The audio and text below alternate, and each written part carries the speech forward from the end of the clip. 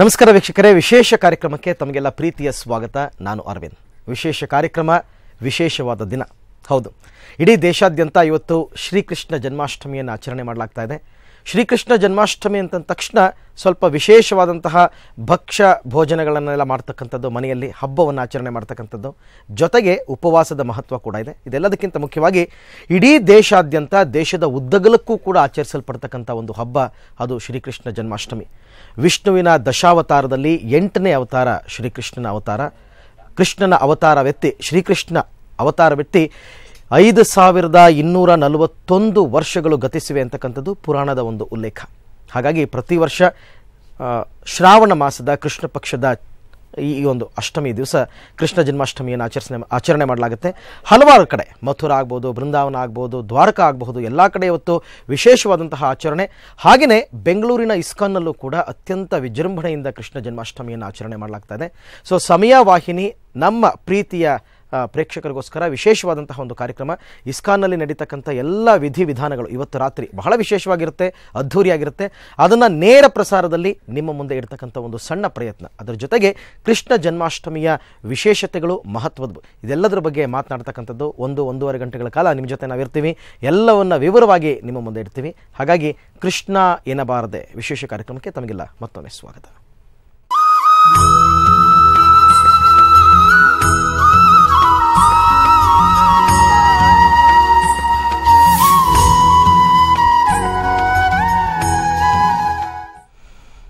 ಭರತಖಂಡದಲ್ಲಿ ಅಥವಾ ಭಾರತ ವರ್ಷದಲ್ಲಿ ಕೃಷ್ಣನ ದೇವಸ್ಥಾನ ಇಲ್ಲದ ಊರೇ ಇಲ್ಲ ಅಂತ ಹೇಳಬಹುದು. ಹಾಗಾಗಿ ಪ್ರತಿಯೊಂದು ದೇವಾಲಯದಲ್ಲೂ ಕೂಡ ಶ್ರೀಕೃಷ್ಣ ಜನ್ಮಾಷ್ಟಮಿಯನ್ನು ಅತ್ಯಂತ ಸಡಗರದಿಂದ ಆಚರಣೆ ಮಾಡಲಾಗ್ತಾ ಇದೆ. ಕೃಷ್ಣನ ಹುಟ್ಟೂರು ಅಥವಾ ಕೃಷ್ಣನ ಮಾತೃಸ್ಥಳ ಅಂತಲೇ ಹೇಳ್ಬೋದು. ದ್ವಾರಕಾ ಆಗಬಹುದು, ಮಥುರಾ ಆಗಬಹುದು, ಪ್ರತಿಯೊಂದು ಕಡೆಯೂ ಕೂಡ ಇವತ್ತು ಅತ್ಯಂತ ವಿಜೃಂಭಣೆಯಿಂದ ಕೃಷ್ಣ ಜನ್ಮಾಷ್ಟಮಿಯನ್ನು ಆಚರಣೆ ಮಾಡಲಾಗ್ತಾ ಇದೆ. ಬೆಂಗಳೂರಿನ ಹಲವಾರು ಕೃಷ್ಣ ದೇವಾಲಯದಲ್ಲೂ ಕೂಡ ಇವತ್ತು ಬೆಳಗ್ಗೆಯಿಂದ ನಿನ್ನೆ ರಾತ್ರಿಯಿಂದ ಅತ್ಯಂತ ಅದ್ಧೂರಿಯಾಗಿ ಶ್ರೀಕೃಷ್ಣ ಜನ್ಮಾಷ್ಟಮಿಯನ್ನು ಆಚರಣೆ ಮಾಡಲಾಗ್ತಾ ಇರ್ತಕ್ಕಂಥದ್ದು. ಶ್ರಾವಣ ಮಾಸದ ಕೃಷ್ಣ ಪಕ್ಷದ ಅಷ್ಟಮಿ ಎಂದು ಬರ್ತಕ್ಕಂಥ ಶ್ರೀಕೃಷ್ಣ ಜನ್ಮಾಷ್ಟಮಿ. ನೀವೀಗ ನೋಡ್ತಾ ಇರ್ತಕ್ಕಂಥ ದೃಶ್ಯ ಬೆಂಗಳೂರಿನ ಸುಪ್ರಸಿದ್ಧವಾದಂತಹ ಇಸ್ಕಾನ್ ದೇವಾಲಯದ ದೃಶ್ಯಗಳು. ಇಸ್ಕಾನ್ ದೇವಾಲಯದಲ್ಲಿ ಕೂಡ ಹಲವಾರು ದಿನಗಳಿಂದ ಆಚರಣೆ ಆರಂಭ ಆಗಿದೆ. ಮುಖ್ಯವಾಗಿ ಇವತ್ತು ರಾತ್ರಿ ಅನೇಕ ವಿಚಾರಗಳು. ಇವಾಗ 10 ಗಂಟೆಗೆ 4th ಎಲಾಬರೇಟ್ ಅಭಿಷೇಕ ಅಂತಕ್ಕಂಥ ಒಂದು ಅಭಿಷೇಕವನ್ನು ಈಗ 10 ಗಂಟೆಗೆ ಇಸ್ಕಾನ್ನಲ್ಲಿ ಮಾಡಲಾಗುತ್ತೆ. ಅದಾದಮೇಲೆ ಸ್ಪೆಷಲ್ ಮಿಡ್ನೈಟ್ ಆರತಿ, ಒಂದು ಆರತಿ ಕೂಡ ಇರುತ್ತೆ 12 ಗಂಟೆಗೆ. 12 ಗಂಟೆ 15 ನಿಮಿಷಕ್ಕೆ ಶಯನ ಪಲ್ಲಕ್ಕಿ ಅಂತಂದ್ಬಿಟ್ಟು ಅದರ ಮುಖಾಂತರ ಇವತ್ತಿನ ಪ್ರತಿಯೊಂದು ಧಾರ್ಮಿಕ ವಿಧಿವಿಧಾನಗಳು ಇಸ್ಕಾನ್ ದೇವಾಲಯದಲ್ಲಿ ಮುಕ್ತಾಯವಾಗ್ತದೆ. ಸೊ ಇವತ್ತು ನಾವು ಈಗ ಅಲ್ಲಿ ಏನೇನು ನಡೀತಾ ಇದೆ ಎಲ್ಲವನ್ನ ನೇರ ಪ್ರಸಾರದಲ್ಲಿ ಸಮಯ ನ್ಯೂಸ್ ವೀಕ್ಷಕರಿಗೋಸ್ಕರ ಇರ್ತಕ್ಕಂಥದ್ದು. ಮಂಗಳಾರತಿ ಇವತ್ತು ಬೆಳಗ್ಗೆ 4:15ಕ್ಕೆ ಮಂಗಳಾರತಿಯೊಂದಿಗೆ ಆರಂಭ ಆದಂತಹ ಪೂಜಾ ವಿಧಿವಿಧಾನಗಳು, ಮೊದಲ ಅಭಿಷೇಕ, ಅದಾದಮೇಲೆ ದರ್ಶನ, ಆರತಿ, ಶ್ರೀ ಪ್ರಭುಪಾದ ಗುರು ಪೂಜೆ ಎಲ್ಲವೂ ಕೂಡ ನಡೀತು. ಅದಾದ ನಂತರ 2ನೇ ಅಭಿಷೇಕ ಬೆಳಗ್ಗೆ 9:30ಕ್ಕೆ ಆರಂಭ ಆಯಿತು. 7 ಗಂಟೆ ಸಾಯಂಕಾಲಕ್ಕೆ 3ನೇ ಅಭಿಷೇಕ. ಈಗ 10 ಗಂಟೆಗೆ 4ನೇ ಅಭಿಷೇಕ ನಡೀತಾ ಇದೆ. ಹಾಗೆಯೇ 12 ಗಂಟೆಗೆ ಸ್ಪೆಷಲ್ ಮಿಡ್ನೈಟ್ ಆರತಿ ಅಂತಕ್ಕಂಥ ಮಹಾಮಂಗಳಾರತಿಯನ್ನು ಮಾಡಲಾಗುತ್ತೆ. 12:15ಕ್ಕೆ ಶಯನ ಪಲ್ಲಕ್ಕಿ ಉತ್ಸವವನ್ನು ಮಾಡುವ ಮುಖಾಂತರ ಇಸ್ಕಾನ್ನಲ್ಲಿ ಇವತ್ತಿನ ಕೃಷ್ಣ ಜನ್ಮಾಷ್ಟಮಿಯ ಪೂಜಾ ವಿಧಿ ವಿಧಾನಗಳಿಗೆ ಮಂಗಳವನ್ನು ಹಾಡಲಾಗುತ್ತೆ. ಸೊ ಎಲ್ಲವನ್ನ ಕೂಡ ನೇರ ಪ್ರಸಾರದಲ್ಲಿ ಇವತ್ತು ನಿಮಗೆ ತೋರಿಸ್ತೀವಿ.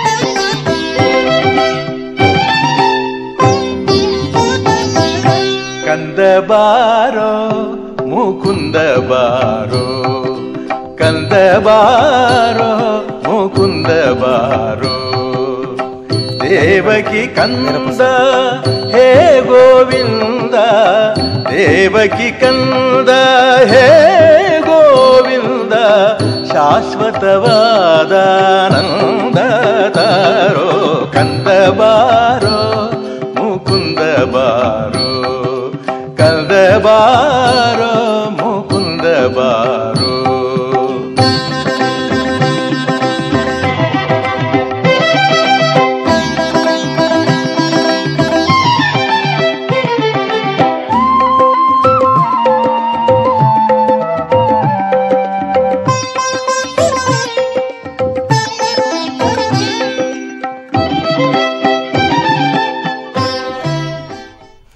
ಕೃಷ್ಣಂ ಒಂದೇ ಜಗದ್ಗುರು. ಶ್ರೀಕೃಷ್ಣ ಜನ್ಮಾಷ್ಟಮಿಯ ಪ್ರಯುಕ್ತ ಇವತ್ತು ಸಮಯ ನ್ಯೂಸ್ ವಿಶೇಷ ಕಾರ್ಯಕ್ರಮವನ್ನು ನಿಮ್ಮ ಮುಂದೆ ಪ್ರಸ್ತುತಪಡಿಸ್ತಾ ಇರತಕ್ಕಂಥದ್ದು ಇಸ್ಕಾನ್ ದೇವಾಲಯದಿಂದ ನೇರ ಪ್ರಸಾರ. ಅದರ ಜೊತೆಗೆ ನಾನು ಈಗಾಗಲೇ ಹೇಳಿದಂತೆ ಕೃಷ್ಣ ಜನ್ಮಾಷ್ಟಮಿಯ ವಿಶೇಷತೆಗಳು, ಅದರ ಪೂಜಾ ವಿಧಿವಿಧಾನಗಳು ಹೇಗಿರುತ್ತೆ, ಅದರ ಪುರಾಣ ಐತಿಹ್ಯಗಳು, ಇದೆಲ್ಲದರ ಬಗ್ಗೆ ಮಾತನಾಡೋದಕ್ಕೆ ಇಬ್ಬರು ಅತಿಥಿಗಳು ಇವತ್ತು ನಮ್ಮ ಜೊತೆ ನಮ್ಮ ಸ್ಟುಡಿಯೋದಲ್ಲಿದ್ದಾರೆ. ಸಂಸ್ಕೃತ ವಿದ್ವಾಂಸರಾದಂತಹ SR ಲೀಲಾ ಅವರಿದ್ದಾರೆ. ಕಾರ್ಯಕ್ರಮಕ್ಕೆ ಅವ್ರನ್ನ ಸ್ವಾಗತ ಮಾಡ್ತಾ ಇದ್ದೀನಿ. ಮೇಡಮ್ ನಮಸ್ಕಾರ. ಹಾಗೆಯೇ ಇಸ್ಕಾನ್ನಿಂದ ಸಂವಹನ ವಿಭಾಗದ ಮುಖ್ಯಸ್ಥರಾಗಿರ್ತಕ್ಕಂಥ ಭರತ್ ಹರ್ಷಬ್ ದಾಸ್ ಅವರು ನಮ್ಮ ಜೊತೆ ಇದ್ದಾರೆ. ಸರ್, ತಮಗೂ ಕೂಡ ಕಾರ್ಯಕ್ರಮಕ್ಕೆ ಸ್ವಾಗತ. ಹರೇ ಕೃಷ್ಣ.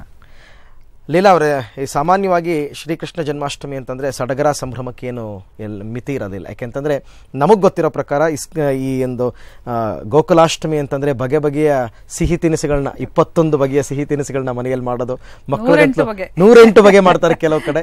ಸೊ ಒಂದು ರೀತಿ ಖುಷಿ ಪಡ್ತಕ್ಕಂಥ ಹಬ್ಬ ಇದು. ವ್ರತಾಚರಣೆ ಅಲ್ಲ, ಇದು ಹಬ್ಬದ ಆಚರಣೆ. ಹಾಗಾಗಿ ಇದರ ಮಹತ್ವದ ಬಗ್ಗೆ ತಾವು ಏನು ಹೇಳ್ತೀರಾ ಅಂತ? ನಮ್ಮ ದೇಶದಲ್ಲಿ ಕೃಷ್ಣಾಷ್ಟಮಿ, ರಾಮನವಮಿ ಹಾಗೂ ವಿನಾಯಕ ಚತುರ್ಥಿ ಇದು 3 ಕೂಡ ರಾಷ್ಟ್ರೀಯ ಹಬ್ಬಗಳಾಗಿ ಆಚರಿಸ್ತಾ ಇದ್ದಾರೆ. ಅಂದ್ರೆ ಇಡೀ ದೇಶದಲ್ಲಿ, ನೀವಾಗ್ಲೇ ಹೇಳಿದ್ರಲ್ಲ ದೇಶಾದ್ಯಂತ ಅಂತ, ಅಲ್ಲಿಂದ ಇಲ್ಲಿವರೆಗೆ ಉದ್ದಗಲಕ್ಕೂ ಕೂಡ ತುಂಬಾ ಸಂಭ್ರಮದಿಂದ ಸಂತೋಷದಿಂದ ಒಂದು ಫೀಲ್ ಆಫ್ ಐಡೆಂಟಿಟಿ ಇಟ್ಕೊಂಡು ಆಚರಿಸ್ತಾ ಇರುವಂತಹದ್ದು. ಅಂದ್ರೆ ಈ ಸಾಂಪ್ರದಾಯಿಕವಾದಂತಹ ಮಹತ್ವ ಮತ್ತು ಸಾಂಸ್ಕೃತಿಕವಾದಂತಹ ಔಚಿತ್ಯ ಮತ್ತು ಸೌಂದರ್ಯ ಇದೆಲ್ಲವನ್ನು ಒಳಗೊಂಡಂತೆ ಜನ ತುಂಬಾ ಸಂತೋಷದಿಂದ ಸಡಗರದಿಂದ ಆಚರಿಸುವಂತಹ ಹಬ್ಬಗಳು. ಇನ್ನೊಂದು ದೀಪಾವಳಿ, ಇದೆಲ್ಲ ಇದೆ. ಕೃಷ್ಣನಿಗೆ ವಿಶೇಷವಾಗಿ ಜಗದ್ಗುರು ಅಂತ ಒಂದು ಪಟ್ಟವನ್ನು ನೀವು ಹೇಳ್ತಾ ಇದ್ದೀರಿ. ಆದ್ರೆ ಮೊದಲಿಂದ ಇದೆ ಈ ಜಗದ್ಗುರು ಅನ್ನೋದು. ಕೃಷ್ಣನನ್ನ ನಮಗೆ ಅತ್ಯಂತ ಹಾರ್ದವಾಗಿ ಆಳವಾಗಿ ಅವನ ಅತ್ಯಂತ ನಿಗೂಢವಾದಂತಹ ಆಧ್ಯಾತ್ಮಿಕ ರಹಸ್ಯಗಳನ್ನೆಲ್ಲ ಹೇಳುವಂತಹ ಗ್ರಂಥ ಯಾವುದಿದೆ, ಭಾಗವತ, ಶ್ರೀಮದ್ ಭಾಗವತ, ಶುಕಮುನಿ ವಿರಚಿತವಾದಂತಹದ್ದು. ಅದರಲ್ಲೇ ಜಗದ್ಗುರು ಅಂತ ಶ್ರೀಕೃಷ್ಣನನ್ನ ಹೇಳಲಾಗಿದೆ. ಅಂದ್ರೆ ಜಗದ್ಗುರು ಆಗಬೇಕಾದ್ರೆ ಜಗತ್ತಿನಗೆ ಇರುವಂತಹ ಏನು ವಿಶೇಷಗಳಿದೆ, ಏನು ರಹಸ್ಯಗಳಿದೆ, ಏನು ಜ್ಞಾನ ಇದೆ, ಅಜ್ಞಾನ ಇದೆ, ಇದೆಲ್ಲವನ್ನು ತಿಳ್ಕೊಂಡು ಮತ್ತೊಬ್ಬರಿಗೆ ತಿಳಿ ಹೇಳೋ ಅಂತ ಒಂದು ಅಪೂರ್ವವಾದಂತಹ ಜ್ಞಾನ ಯಾರಿಗಿದೆಯೋ ಅವನನ್ನ ಗುರು ಅಂತ ಹೇಳ್ತೀವಿ. ಗುರು ಅನ್ನೋ ಶಬ್ದಕ್ಕೆ ಈ ಅಂಧಕಾರವನ್ನ ತೊಡೆದು ಹಾಕೋನು ಅಂತ.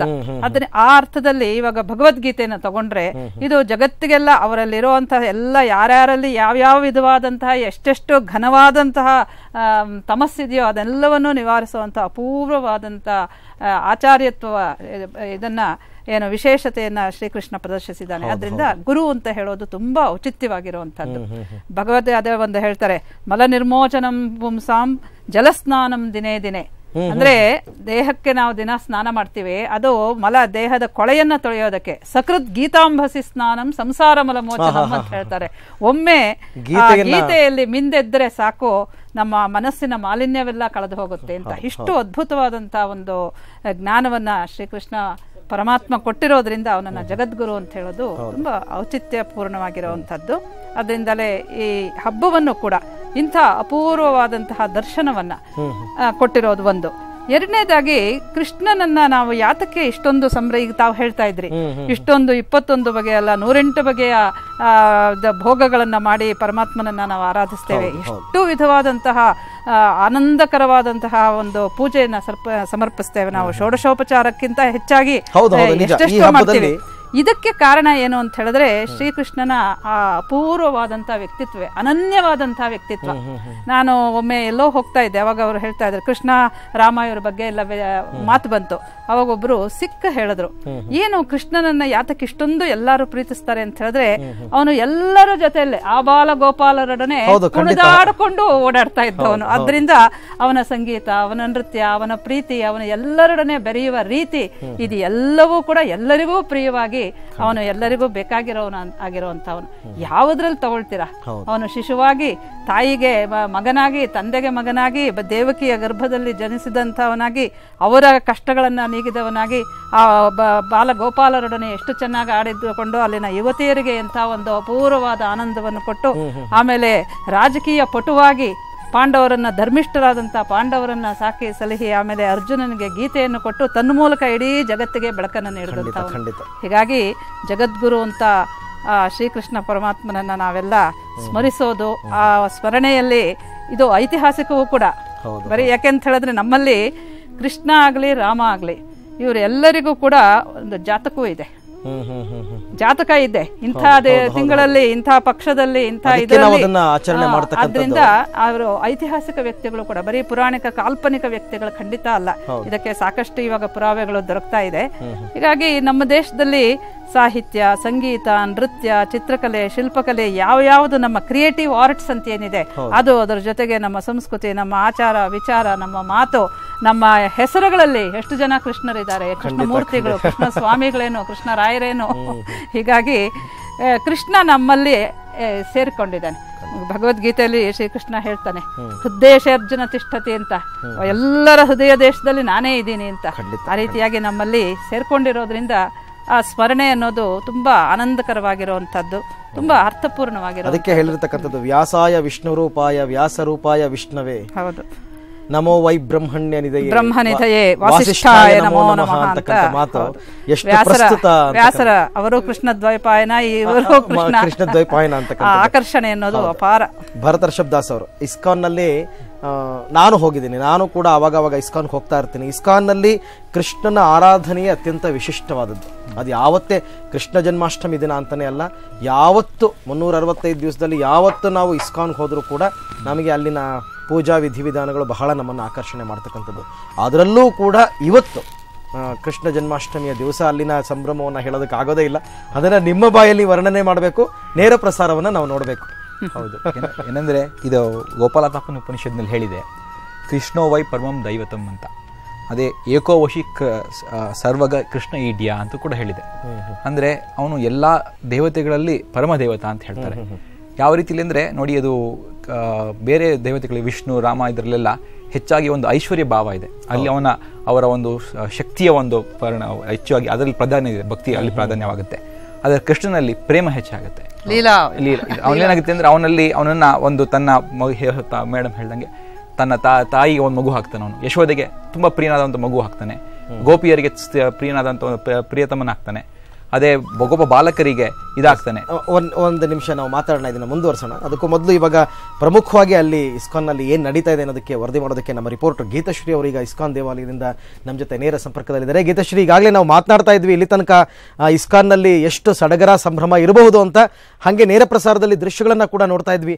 ನೀವು ಅಲ್ಲೇ ಇದ್ದೀರಾ, ಅಲ್ಲೇ ಓಡಾಡ್ತಾ ಇದ್ದೀರಾ. ಹೇಗೆ ನಡೀತಾ ಇದೆ ಗೋಕುಲಾಷ್ಟಮಿಯ ಸಡಗರ ಸಂಭ್ರಮ ಇಸ್ಕಾನ್ ದೇವಾಲಯದಲ್ಲಿ? ಖಂಡಿತವಾಗ್ಲೂ ಅರವಿಂದ್, ಈ ಒಂದು ಕೃಷ್ಣ ಜನ್ಮಾಷ್ಟಮಿ ಬಂತು ಅಂತ ಹೇಳಿದ್ರೆ ಇಸ್ಕಾನ್ನಲ್ಲಿ ನಾವು ನೋಡಲೇಬಹುದು. ಕೃಷ್ಣನಿಗೆ ವಿವಿಧ ವಿಶೇಷ ರೀತಿಯ ಪೂಜೆಗಳು ನಡೆಯುತ್ತೆ, ವಿಶೇಷ ಅಭಿಷೇಕಗಳು ನಡೆಯುತ್ತೆ, ಜೊತೆಗೆ ಹೂವಿನ ಅಲಂಕಾರವನ್ನು ಕೂಡ ನಾವು ಗಮನಿಸಬಹುದು. ಇವತ್ತಿನ ಸ್ಥಿತಿ ಇಲ್ಲಿ ಹೇಗಿದೆ ಅಂತ ಹೇಳಿದ್ರೆ, ನಿಜವಾಗ್ಲೂ ಹೇಳೋದಾದ್ರೆ ಎಲ್ಲರಿಗಿಂತ ಕಷ್ಟಪಡ್ತಿರೋದು ಪೊಲೀಸ್ನವರು ಅಂತ ಹೇಳ್ಬೋದು. ಯಾಕಂದ್ರೆ ಕಾಲಿಡೋದಕ್ಕೂ ಜಾಗ ಇಲ್ಲ, ಅಷ್ಟರ ಮಟ್ಟಿಗೆ ಇಲ್ಲಿ ಭಕ್ತಾದಿಗಳು ಬರ್ತಾ ಇದ್ದಾರೆ. ಸುಮಾರು 1.5 ಲಕ್ಷ ಭಕ್ತಾದಿಗಳು ಇಸ್ಕಾನ್ಗೆ ಬಂದಿರಬಹುದಂತ ಅಂದಾಜು ಕೂಡ ಮಾಡಲಾಗಿದೆ. ಇನ್ನು ರಾತ್ರಿಯೂ ಕೂಡ ವಿಶೇಷ ಪೂಜೆಗಳಿರುತ್ತೆ. ಮುಖ್ಯವಾದ ಪೂಜೆ 12 ಗಂಟೆಗೆ, ಅಂದ್ರೆ ಮಂಗಳಾರತಿ ವಿಶೇಷ ಪೂಜೆ ಇರೋದ್ರಿಂದ ಹೆಚ್ಚು ಸಂಖ್ಯೆಯಲ್ಲಿ ಭಕ್ತರು ಆಗಮಿಸಬಹುದು ಅಂತ ಹೇಳ್ಬಹುದಾಗಿದೆ.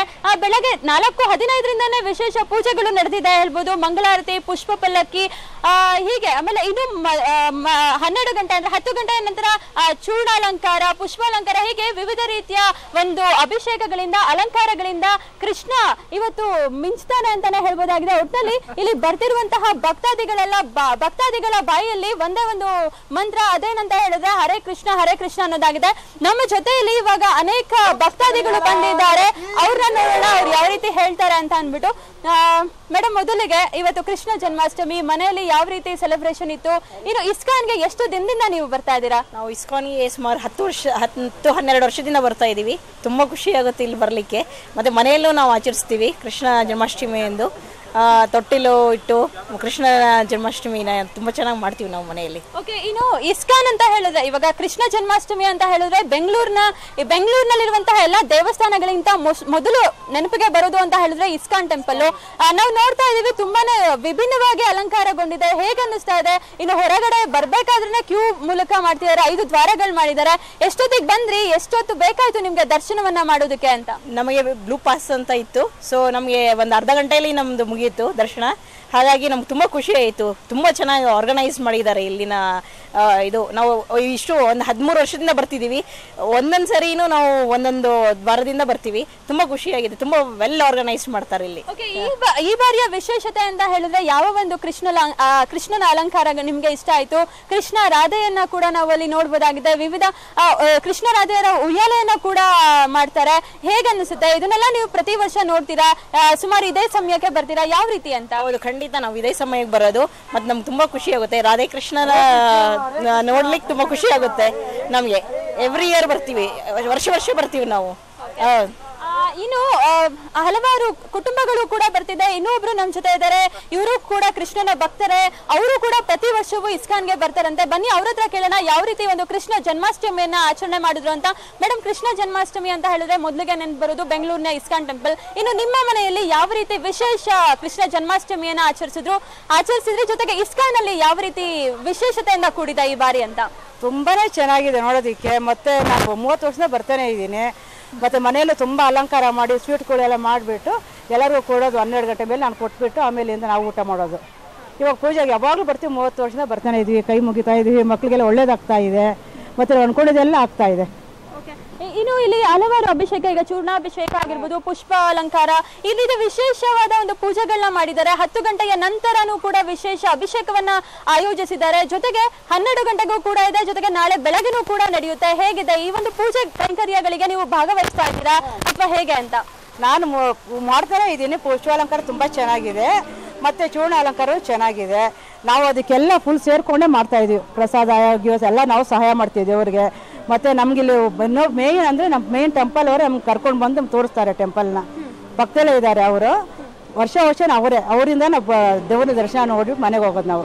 ಇನ್ನು ಕಷ್ಟ ಆಗ್ಲಿಲ್ವಾ? ತುಂಬಾ ಜನ ಬರ್ತಿದ್ದಾರೆ. ಲಕ್ಷಾಂತರ ಮಂದಿ ಇವತ್ತು ಕೃಷ್ಣನ ದರ್ಶನವನ್ನ ತೆಗೆದುಕೊಳ್ಳೋದಕ್ಕೆ ಅಂತ ಬಂದಿದ್ದಾರೆ. ಕಷ್ಟ ಆಗ್ಲಿಲ್ವಾ ನಿಮ್ಗೆ ಒಳಗಡೆ ಬರುವಾಗ? ಎಷ್ಟೊತ್ತು ಟೈಮ್ ತಗೊಂಡ್ರಿ? ಎಷ್ಟು ಅವಧಿಯನ್ನ ತಗೊಂಡ್ರಿ ಕೃಷ್ಣನ ಒಂದು ದರ್ಶನವನ್ನ ಮಾಡೋದಕ್ಕೆ? ಅಂದರೆ ನಮಗೆ ಪರಿಚಯ ಇದ್ದಾರೆ. ಟೆಂಪಲ್ ಓನರೇ ಪರಿಚಯ. ಕರ್ಕೊಂಡ್ಬಂದು ಟೆಂಪಲ್ ಮುಂದೆನೇ ನಮ್ಮನ್ನ ಕಾರಲ್ಲಿ ನಿಲ್ಲಿಸಿದ್ರು. ನಮಗೆ ಕರ್ಕೊಂಡ್ಬಂದು ಕೂಡ್ಸಿದ್ರು. ದೇವಸ್ಥಾನದ ಮುಂದೆನೇ ಕೂಡ್ಸಿದ್ದಾರೆ ನಮ್ಮನ್ನ. ಫುಲ್ ಅಲಂಕಾರ ಎಲ್ಲ ನೋಡಿ ಇವಾಗ ಮನೆಗೆ ಹೋಗ್ತಾ ಇದೀವಿ. 1 ಅವರಿಂದ ಟೆಂಪಲಲ್ಲೇ ಕೂತಿದ್ದೀವಿ ನಾವು. ಅಲಂಕಾರ ಎಲ್ಲ ನೋಡಿಕೊಂಡು. ಮತ್ತು ಪ್ರಸಾದನೂ ಅಷ್ಟೇ ಎಲ್ಲ ಅವರೇ ಕೊಡಿಸ್ತಾರೆ. ಪ್ರಸಾದ ಎಲ್ಲ ಟೆಂಪಲಲ್ಲೇ. ಅವ್ರ ಹೆಸರು ಏನು, ವಾಸುದೇವ ಪ್ರಾಣ್ ಅಂದ್ಬಿಟ್ಟು. ನಮಗೆ ತುಂಬ ರಿಲೇಷನ್ನು ಪ್ಲಸ್ ಫ್ರೆಂಡು. ಒಟ್ಟಲ್ಲಿ ಹಬ್ಬವನ್ನ ಚೆನ್ನಾಗಿ ಆಚರಣೆ ಮಾಡ್ತೀರಾ? ಚೆನ್ನಾಗಿ ಆಚರಣೆ ಮಾಡ್ತಾರೆ. ಹೀಗೆ ಅರವಿಂದ್, ಹಲವಾರು ಭಕ್ತಾದಿಗಳು ಬರ್ತಿದ್ದಾರೆ. ರಾತ್ರಿ ಆಯ್ತು, 10 ಗಂಟೆ ಸಮಯ ಆಯ್ತು ಅಂತ ಅಂದ್ಬಿಟ್ಟು ಬರ್ತಿರುವಂತಹ ಭಕ್ತಾದಿಗಳ ಸಂಖ್ಯೆಯಲ್ಲೇನು ಕಡಿಮೆ ಆಗಿಲ್ಲ. ಮಾಮೂಲಿಯಾಗಿ ಆಗ ಅಂದ್ರೆ ಸುಮಾರು ಮಧ್ಯಾಹ್ನದಿಂದನೂ ಕೂಡ ಭಕ್ತಾದಿಗಳು ಆಗಮಿಸ್ತಾನೆ ಇದ್ದಾರೆ. ಲಕ್ಷಾಂತರ ಮಂದಿ ಬಂದು ಕೃಷ್ಣನ ದರ್ಶನವನ್ನ ಪಡಿತಾ ಇದ್ದಾರೆ. ಜೊತೆಗೆ 10 ಗಂಟೆಗೆ ಚೂರ್ಣಾಲಂಕಾರ ಮತ್ತೆ ಪುಷ್ಪಾಲಂಕಾರವನ್ನ ಕೃಷ್ಣನಿಗೆ ನೆರವೇರಿಸಲಾಗ್ತಾ ಇದೆ. ಇನ್ನು 12 ಗಂಟೆಗೆ ಮಂಗಳಾರತಿಯನ್ನ ಕೂಡ ಆಯೋಜಿಸ್ತಿದ್ದಾರೆ. ನಾಳೆಯೂ ಕೂಡ ವಿಶೇಷ ಪೂಜೆಗಳು ನಡೀತಾ ಇದೆ. Arvind, okay Geetha, thank you, ಧನ್ಯವಾದ ತಮ್ಮ ಎಲ್ಲ ಮಾಹಿತಿಗಾಗಿ. ನಿಮಗೂ ಕೂಡ ಸಾಕಷ್ಟು ಕೆಲಸ ಇದೆ. ಯಾಕೆಂತಂದರೆ ನಮಗೆ ಇನ್ನೂ ಸಾಕಷ್ಟು ವಿಜುವಲ್ಸನ್ನು ಕೊಡಬೇಕು ನೀವು ಅಲ್ಲಿಂದ. ಧನ್ಯವಾದ, thank you very much. So ಬೆಂಗಳೂರಿಗರೇನೋ ಕಷ್ಟಪಟ್ಟಾದರೂ ಇವತ್ತು ಇಸ್ಕಾನ್ಗೆ ಹೋಗಬೇಕು, ಇಸ್ಕಾನ್ನಲ್ಲಿ ಕೃಷ್ಣನ ದರ್ಶನ ಮಾಡಬೇಕು ಅಂತಕ್ಕಂಥ ಪ್ರಯತ್ನದೊಂದಿಗೆ ಇವತ್ತು ಹೋಗಿರ್ತಾರೆ. ಅವ್ರನ್ನ ನೀವು ನೋಡಿದ್ರಿ. ಸುಮಾರು 1-1.5 ಲಕ್ಷ ಜನ ಇವತ್ತು ಇಸ್ಕಾನ್ನಲ್ಲಿದ್ದಾರೆ. ಆದರೆ ರಾಜ್ಯಾದ್ಯಂತ ಇರತಕ್ಕಂಥ ಜನರಿಗೆ ಏನು ಮಾಡೋದು? ಅದಕ್ಕೋಸ್ಕರನೇ ನಾವು ನಿಮಗೆ ನೇರ ಪ್ರಸಾರವನ್ನು ಇಸ್ಕಾನ್ನಿಂದ ತೋರಿಸ್ತಾ ಇದ್ದೀವಿ. 1.5 ಗಂಟೆಗಳ ಕಾಲ ನಿಮಗೆ ವಿಶೇಷ ನೇರ ದರ್ಶನದ ಸೌಭಾಗ್ಯವನ್ನು ಒದಗಿಸ್ಕೊಡ್ತಾ ಇರ್ತಕ್ಕಂಥದ್ದು. ಇದೆಲ್ಲದರ ಜೊತೆಗೆ ಬೇರೆ ದೇವಸ್ಥಾನಗಳಲ್ಲಿ ಕ್ಯೂ ನಿಂತ್ಕೊಳ್ಳೋದಕ್ಕೂ ಇಸ್ಕಾನ್ನಲ್ಲಿ ಕ್ಯೂ ನಿಂತ್ಕೊಳ್ಳೋದಕ್ಕೂ ಬಹಳ ವ್ಯತ್ಯಾಸ ಇದೆ. ನೋಡ್ರೆ ಅವ್ರಿಗೆ ಗೊತ್ತಾಗುತ್ತೆ. ಯಾಕೆಂದರೆ ಅಲ್ಲಿ ಯಾವತ್ತೂ ಕೂಡ ನೀವು ಕ್ಯೂ ನಿಂತ್ಕೊಂಡು ನಾನು ದೇವರ ದರ್ಶನ ಮಾಡಿದೆ ಅಂತ ಅನ್ಸೋದೇ ಇಲ್ಲ. ಹರೇ ರಾಮ ರಾಮ ರಾಮ ಹರೇ ಹರೇ ಹೇಳ್ತಾ ಹತ್ತಿದ್ರೆ ಬಹಳ ಸುಲಭವಾಗಿ ಬೇಗ ನೀವು ಕೃಷ್ಣನ ದರ್ಶನ ಮಾಡಿದ್ರಿ ಅಂತಕ್ಕಂಥ ಒಂದು ಫೀಲಿಂಗ್ ನಿಮಗೆ ಬರುತ್ತೆ. ಇದ್ರ ಬಗ್ಗೆ ಮತ್ತಷ್ಟು ಮಾತುಕತೆ, ಮತ್ತಷ್ಟು ನೇರ ಪ್ರಸಾರ ಒಂದು ಪುಟ್ಟ ವಿರಾಮದ ನಂತರ.